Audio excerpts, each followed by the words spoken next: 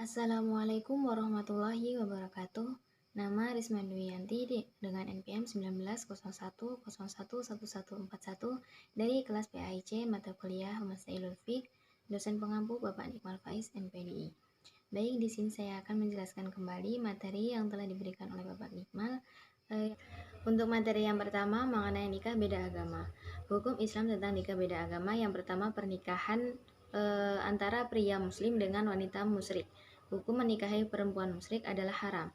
Firman tersebut terdapat dalam Quran Surah Al-Baqarah ayat 221. Ayat tersebut menjelaskan tentang sebuah larangan bagi seorang laki-laki mukmin menikahi perempuan musyrik dan juga sebaliknya.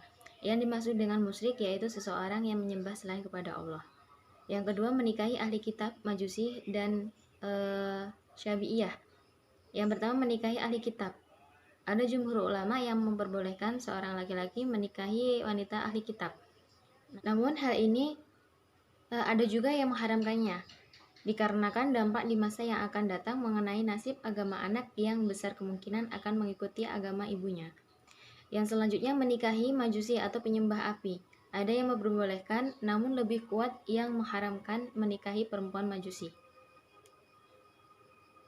Yang terakhir, menikahi Sabi'iyah, pengikut syariat ulama-ulama terdahulu yang hukumnya banyak diselisihkan oleh ulama. Sebelum menikahinya, dilakukan semacam penelitian. Jika menyerupai orang-orang Yahudi dan Nasrani dalam prinsip agamanya, maka diperbolehkan. Namun jika berbeda dalam prinsip-prinsip agama, maka haram. Yang selanjutnya, perkawinan antara wanita muslimah dengan laki-laki non-muslim. Hukum menikahi laki-laki non-muslim, baik ahli kitab ataupun bukan ahli kitab, adalah diharamkan, seperti yang terdapat dalam Quran Surah Al-Baqarah ayat 221 dan Quran Surah Al-Mumtahanah ayat 10. Yang selanjutnya, pernikahan yang ideal.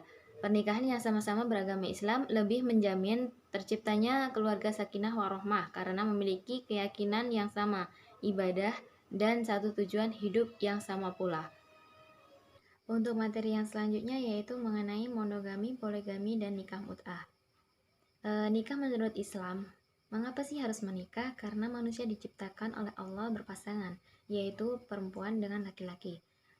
Nikah disyariatkan dalam Islam.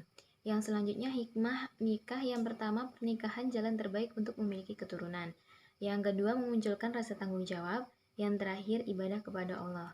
Yang selanjutnya, hukum pernikahan. Yang pertama, wajib bagi orang yang telah mampu memberi nafkah, jiwanya terpanggil untuk menikah, dan bila tidak menikah dikhawatirkan bisa berzina. Yang selanjutnya, sunnah bagi orang yang telah mampu memberi nafkah namun masih bisa menahan dari perbuatan zina. Yang terakhir, haram bagi orang yang belum sanggup menafkahi serta bila menikah malah akan mengkhianati pasangannya. Yang selanjutnya, hukum monogami dan poligami. Poligami diperbolehkan dengan syarat-syarat. Yang pertama, menginginkan keturunan, namun istrinya tidak bisa memberikannya. Yang kedua, bila suami atau istri memiliki kelainan atau penyakit seks. Yang ketiga, jumlah perempuan lebih banyak daripada laki-laki, seperti setelah perang. Syarat yang paling penting adalah suami wajib berlaku adil dalam memberikan nafkah batin dan materialnya. Yang selanjutnya, nikah mut'ah atau nikah kontrak. Nikah mut'ah diperbolehkan dalam Islam. Untuk materi yang selanjutnya mengenai homoseksual dan lesbian. Pengertian dan sejarahnya. Yang pertama, homoseksual secara bahasa artinya hubungan seks dengan sejenis. Homo secara istilah adalah hubungan seks antara laki-laki dengan laki-laki. Lesbian adalah hubungan seks antara perempuan dengan perempuan. Penyebab dan dampaknya. Homo dan lesbian disebabkan oleh peradaban manusia yang cenderung kepada paham materialisme dan praktisisme. Mereka mengejar kenikmatan sesaat dan meninggalkan nilai spiritual dan agama. Dampaknya yaitu yang pertama, dapat terjangkit penyakit kejiwaan, yang kedua dapat terkena gangguan sakit otak, yang ketiga dapat terjangkit penyakit AIDS dan penyakit kelamin lainnya. Yang selanjutnya, hukum homo dan sanksi pelaku. Yang pertama, hukum homo dan lesbian dalam Islam adalah haram. Sanksi homo yang pertama dihukum mati, yang selanjutnya diganjar dengan hukuman takzir. Yang ketiga seperti hukuman pezina. Yang selanjutnya sanksi lesbi yaitu ditakzir. Materi yang selanjutnya yaitu mengenai khitan wanita. Hukum khitan bagi wanita tidaklah wajib, hanya sekedar kemuliaan saja. Namun ada beberapa pendapat bahwa khitan wanita sebenarnya perlu dilakukan. Hal ini diperkuat oleh informasi dari para dokter, yaitu untuk meredam gejolak seks yang berlebihan. Materi yang selanjutnya yaitu mengenai zakat hasil tanah yang disewakan. Yang pertama pengertiannya yaitu zakat menurut bahasa artinya suci, tumbuh berkembang, dan berkah. Zakat adalah kewajiban seseorang untuk mengeluarkan sebagian harta yang sudah memenuhi syarat untuk zakati kepada orang yang berhak menerima.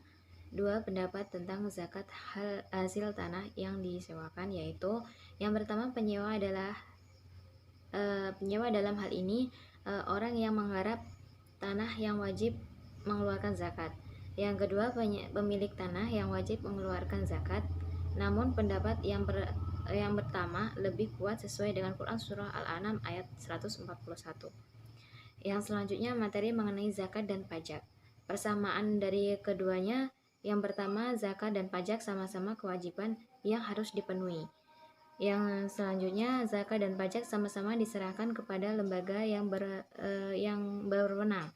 Yang selanjutnya zakat dan pajak yang mengeluarkan tidak mendapat imbalan. Yang terakhir zakat dan pajak sama-sama memiliki manfaat sosial, ekonomi, dan politik. Yang selanjutnya yaitu perbedaan antara zakat dengan pajak. Yang pertama zakat artinya kesucian, pajak artinya beban yang berat. Yang selanjutnya zakat adalah rukun Islam, ibadah yang diniatkan. Pajak adalah bukan rukun Islam dan tidak wajib diniatkan. Yang selanjutnya ketentuan hukum zakat ditetapkan oleh Allah dan Rasul dalam berlaku untuk semua. Kalau pajak ditentukan oleh penguasa dan hanya berlaku di negara tertentu. Yang selanjutnya orang yang terkena kewajiban membayar zakat dan pajak sekaligus, keduanya harus ditunaikan dengan baik. Yang materi yang selanjutnya mengenai penjualan di atas harga kontan. Jualan yang harganya lebih dari harga kontan karena kredit hukumnya adalah yang pertama diharamkan karena menyerupai riba. Yang kedua diperbolehkan karena tidak terdapat nas yang mengharamkan, bukan termasuk riba.